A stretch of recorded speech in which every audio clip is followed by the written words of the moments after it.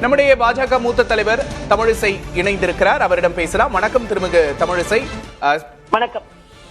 திமுக தலைவர் ஸ்டாலின் மீது முக்கியமான குற்றச்சாட்டை முன்வைத்திருக்கிறீங்க. முன்னால இருந்து ஆதரவு, பின்னால இருந்து முட்டுக்கட்டை அப்படிங்கிற குற்றச்சாட்டை முன் வச்சிருக்கிறீங்க. எதன் பின்னணியில இதை சொல்றீங்க? அதாவது ஒரு பதிவு வெளியிடுகிறார், ஆளுநர் உடனே அழைக்க வேண்டும் என்று சொல்கிறார். இப்பொழுது அவருக்கு ஆதரவாக இருந்த காங்கிரஸ் அவரிடம் இருந்து முறித்துக் கொண்டார்கள், அது வேறு விஷயம். IUML போன்ற கட்சிகள் என்ன சொன்னார்கள் என்றால், நாங்கள் திராவிட முன்னேற்ற கழகம் என்ன சொல்கிறதோ அதை நாங்கள் பின்பற்றுவோம் என்று சொன்னார்கள். திருமாவளவன் அவர்கள் நேற்று மாலை நான் ஆதரவு தருகிறேன் என்று சொல்லிவிட்டு, ஏற்கனவே நான் சொன்னதை போல 2 கம்யூனிஸ்டுகள் என்ன முடிவெடுக்கிறார்களோ நாங்கள் ஒட்டுமொத்தமாக ஒரு முடிவை எடுப்போம் என்று சொல்லிவிட்டு, அந்த 2 கம்யூனிஸ்டுகளும் நாங்கள் ஆதரவு தருகிறோம் என்று சொன்ன பின்பு மறுபடியும் முதலமைச்சர் அவர்கள் வீட்டிற்கு சென்று விட்டு இன்று வரை பரபரப்பான சூழ்நிலையை ஏற்படுத்திக் கொண்டிருக்கிறார்கள். என்றால் நீங்கள் பார்க்கும் பொழுது ஆதரவு கொடுத்து விட்டு போங்கள் என்று சொல்லி இருக்கலாம். ஆக இப்பொழுது வெளியில் இருந்தே ஆதரவு கொடுப்பதற்கு திணறுகிறது என்றால், அதனால்தான் ஆளுநர் எச்சரிக்கையாக இருக்கிறார். நீங்கள் ஃப்ளோர் டெஸ்ட் பண்ணும் பொழுது வெளியில் இருந்தே இந்த ஆதரவை கொடுக்க முடியாத போது எப்படி கொடுக்க போகிறீர்கள் என்ற எண்ணத்தை தான் அவர்கள் விதைத்துக் கொண்டிருக்கிறார்கள். அதனால் முதலமைச்சர் அவர்கள் வெளியில் ஏதோ ஆதரவு கொடுப்பதை போல சொல்லிவிட்டு கொடுக்க கூடாது என்ற முட்டுக்கட்டையும் போட்டுக் கொண்டிருக்கிறார் என்பது எனது கருத்து.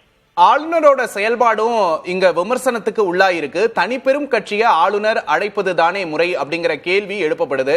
நீங்க ஆளுநராகவும் இருந்திருக்கிறீங்க, ஆளுநரோட செயல்பாடுகளை எப்படி பாக்குறீங்க? இல்ல, ஆளுநரின் செயல்பாடு நேர்மையாகவும் நேர்மறையாகவும் இருக்கிறது என்று நான் சொல்கிறேன்.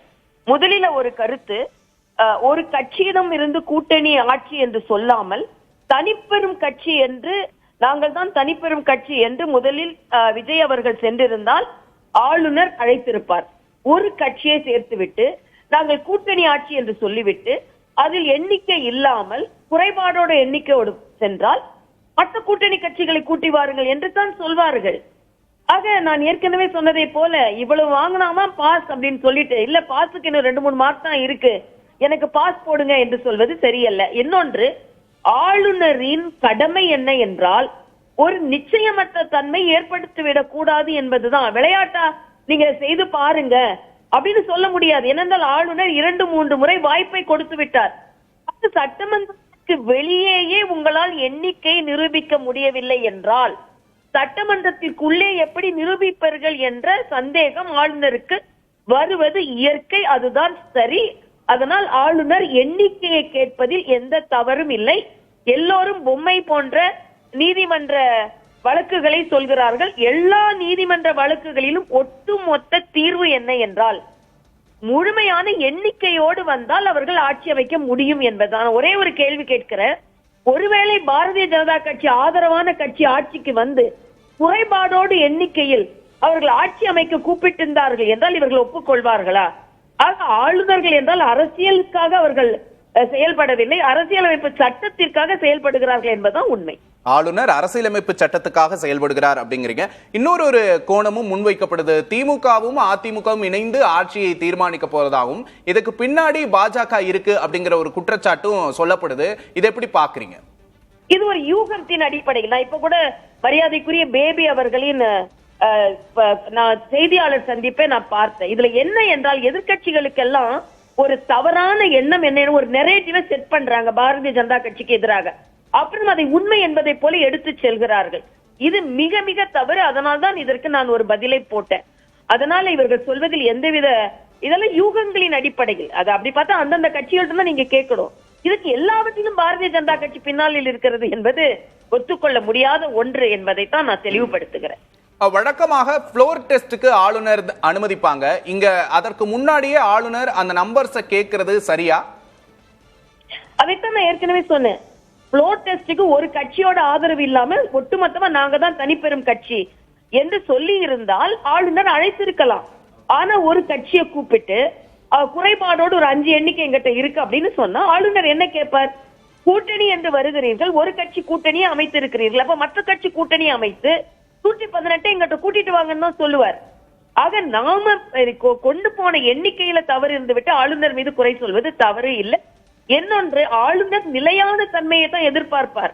நிலையற்ற தன்மையை நீங்க ஒரு சும்மா ஒரு எக்ஸாம்பிளுக்கு நீங்க செஞ்சுட்டு இல்ல அப்படின்னு ப்ரூவ் பண்றதுக்கு ஆளுநர் ஒப்புக்கொள்ள மாட்டார் என்பது எனது கருத்து. டிடிவி தினகரன் ஒரு முக்கியமான குற்றச்சாட்டை முன்வைத்திருக்கிறார். உங்க கூட்டணியில இருக்கக்கூடியவர் குதிரை பேரம் நடக்குது அப்படிங்கிற குற்றச்சாட்டை விஜய் மீது முன்வைத்திருக்கிறார். இதுல உங்களோட பார்வை என்ன?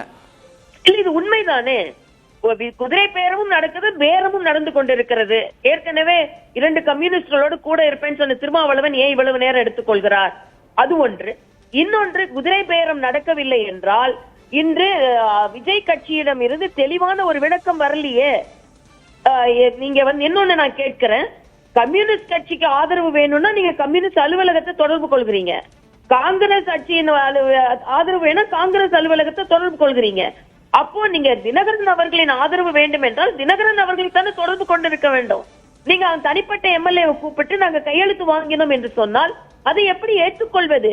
ஆக ஒன்றே ஒன்று எனக்கு கவலை அளிக்கக்கூடியது, மாற்றத்தை கொண்டு வருவோம் என்று சொன்ன விஜய் கட்சி பல ஏமாற்றங்களை மக்களுக்கு கொடுத்து கொண்டிருக்கிறார்கள் என்பது எனக்கு கவலை அளிக்கக்கூடியதாக இருக்கிறது. இன்னும் இந்த விஷயம் தொடர்பா விஜய் எதுவுமே பேசல அப்படிங்கறதும் விமர்சனத்துக்குள்ளா இருக்கு. எப்படி பாக்குறீங்க?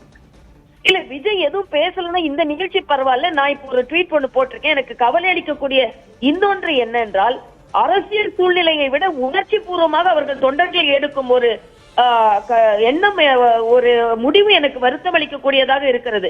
பிசிக அலுவலகத்திற்கு வெளியே ஒரு தம்பி பிளேடால கீச்சுக்கிறதும், வள்ளியூர்ல ஒருவர் தீக்குளித்துக் கொண்டிருப்பதும், விஜய் உடனே வாயை திறந்து நாம் நடவடிக்கை எடுத்து வருகிறோம், நாம நிச்சயமாக நல்ல முடிவை எடுப்போம், அதுக்கு வேறு முடிவை யாரும் எடுக்காதீர்கள் என்ற ஒரு குரலையாவது கொடுக்க வேண்டும் என்பது எனது தாழ்மையான கருத்து.